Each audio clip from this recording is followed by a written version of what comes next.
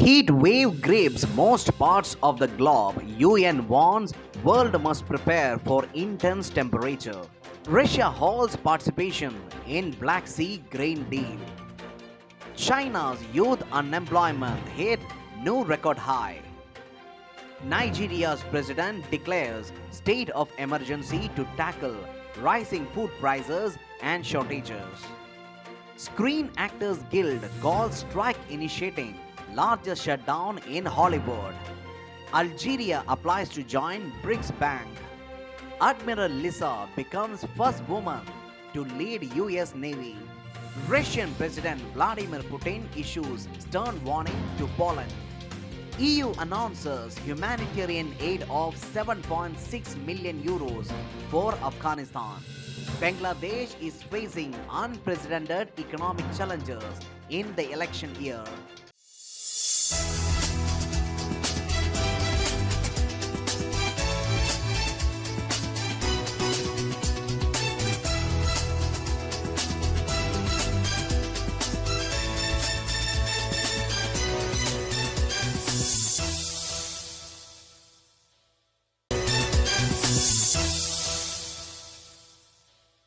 Heat waves and extreme weather have gripped most parts of the world, including Europe, the US, and Asia. Temperatures were expected to reach record highs in Italy, with the United Nations World Meteorological Organization warning of an increased risk of deaths. The Mediterranean island of Sardinia in Italy could see highs of more than 47 degrees Celsius, and forecasters said temperatures could hit 40 degrees in several Italian cities. Heat waves this summer, which saw temperatures climb to 53 degrees in California's Death Valley and over 52 degrees in China's northwest, have coincided with wildfires from Greece to the Swiss Alps and deadly flooding in South Korea. With the baking temperatures hitting Europe during the peak summer tourist season, the WMO warned that the world needs to prepare for increasingly intense heat waves.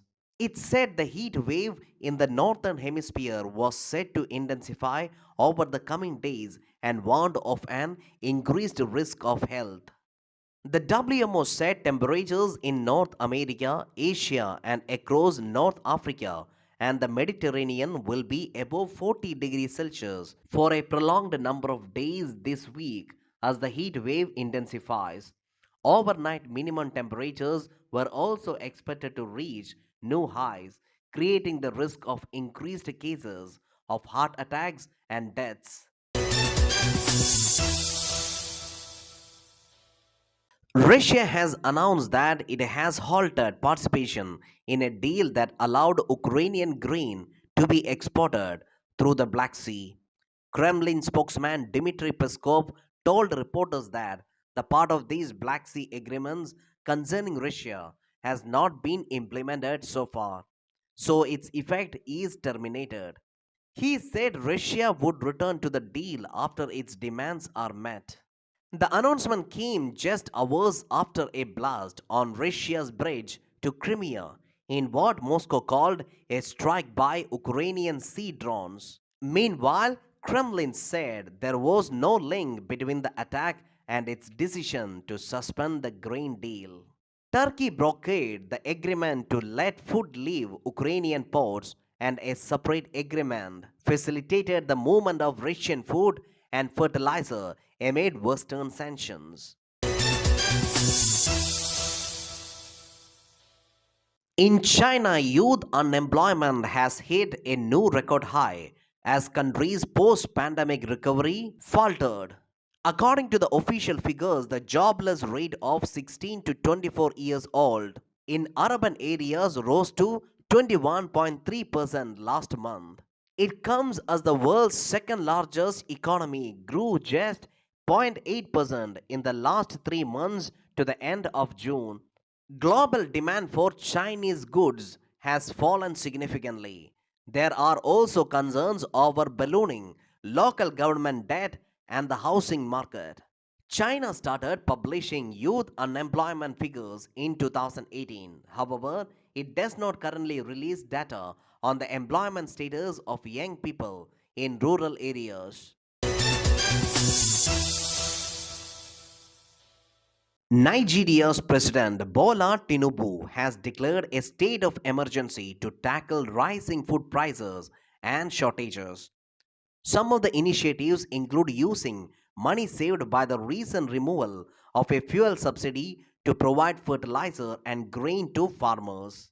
Protection is also to be increased for farmers, many of whom have abandoned their land after becoming the target of gangs that kidnap for ransom. Poorer households are to be helped too, with $10 a month for 6 months.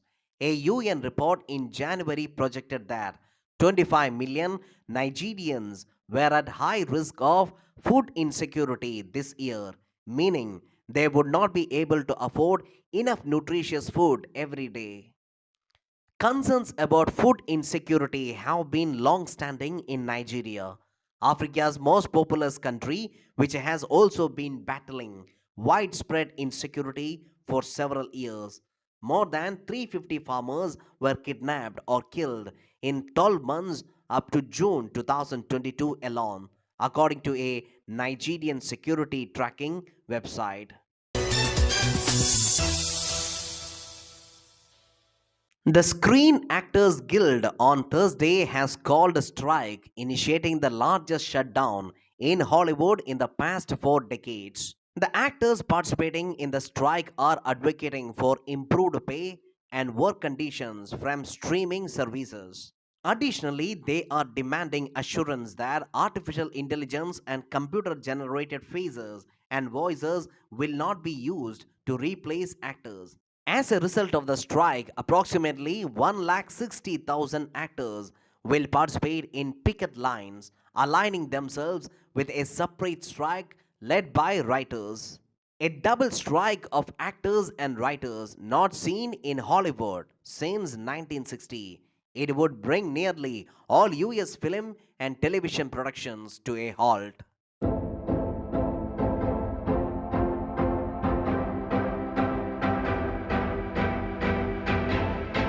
On 16th July 1945, the experimental atomic bomb Fat Boy was set off at 5:30 a.m. in the desert of New Mexico desert, creating a mushroom cloud rising 41,000 feet.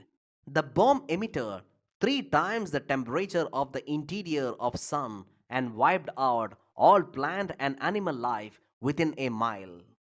On 20th July 1969, in one small step for man, one giant step for mankind, astronaut Neil Armstrong becomes the first person to walk on the moon. Nelson Mandela International Day is an annual international day in honor of Nelson Mandela, celebrated each year on 18th July on Mandela's birthday. The day was officially declared by United Nations in November 2009, with first UN Mandela Day held on 18th July 2010.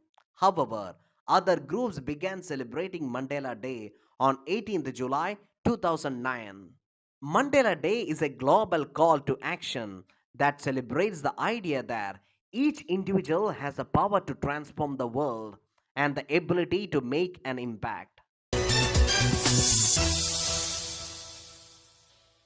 Algerian president on Saturday said that the country has applied to join the BRICS group and submitted a request to become a shareholder member of BRICS Bank. The North African country is rich in oil and gas resources and seeking to diversify its economy. The BRICS group of nations comprises Brazil, Russia, India, China, and South Africa. It accounts for more than 40% of world's population and about 26% of the global economy. More than 40 countries have expressed their interest in joining BRICS group of nations. South Africa's top diplomat in charge of relations with the bloc said this week Argentina, Iran, Saudi Arabia, the United Arab Emirates, and Kazakhstan are among the countries that expressed their interest. Admiral Lisa Franchetti has become first woman in the history to serve as the Chief of Naval Operations and member of Joint Chiefs of Staff. Franchetti, who is currently serving as the Vice Chief of Naval Operations, was commissioned in 1985 and has served as the commander of US Naval Forces Korea. She is the second woman ever to achieve the rank of 4-star admiral in the United States Navy. In a statement on Friday, US President Joe Biden said Lisa Franchetti will bring dedicated service to the nation as a commissioned officer, including her current role of Vice Chief of Naval Operations. Russian President Vladimir Putin on Friday issued a stern warning to Poland, saying that it would treat any aggression against its ally, Belarus, as an attack on his own country. Putin's remarks came following Poland's move to enhance security on its border in response to Wagner mercenary force presence in Belarus. The Russian President Vladimir Putin said aggression against Belarus will mean aggression against Russian Federation. Russia will respond to this with all means at our disposal, said Putin in a televised interview during a Security Council meeting. Poland, which is a NATO member and also one of the Ukraine's best allies in its fight against Russia's invasion, denied any territorial ambitions in Ukraine or Belarus. The European Union has announced humanitarian aid of 7.6 million euros for Afghanistan. The aid has been announced to tackle the alarming levels of food insecurity, economic crisis, and for restoring unirrigated land in 6 provinces around the nation. The EU's financial support will enable Afghan Aid and its partners to offer a comprehensive support program to ensure the needs of rural Afghans. It will also provide opportunities for income generation and support communities in using climate smart agriculture practices. According to Afghan news agency, the project will be implemented in 6 provinces of the country. Afghanistan has a significant problem with food insecurity. Women, young people, and families with members who are disabled are particularly affected. In Bangladesh, foreign exchange reserves have been continuously declining in recent months while inflation is rising rapidly. According to Bangladesh bank data, forex reserves reduced to 23.56 US billion dollar in mid-July from 46.15 US billion dollar in December 2021, while inflation climbed to a record high of 9.2% in recently concluded financial year. Due to depleting forex reserves, the government has been forced to implement many tariff and non-tariff barriers on imports, which leads to rise in inflation over a period of time. Bangladesh Bank is not meeting dollar demand of commercial banks to pay import bills, which leads to high exchange rate for dollars in the local market and hawala transfer of remittance. Automobile sales, one of the key indicators of economic growth, fell by almost 44% in the first 6 months of 2023 compared to the same period last year, according to Bangladesh Road Transport Authority's data.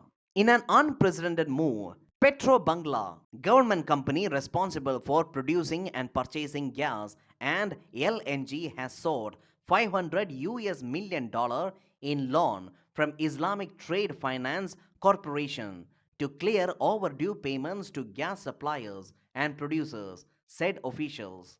General elections are due in Bangladesh in December this year or early next year.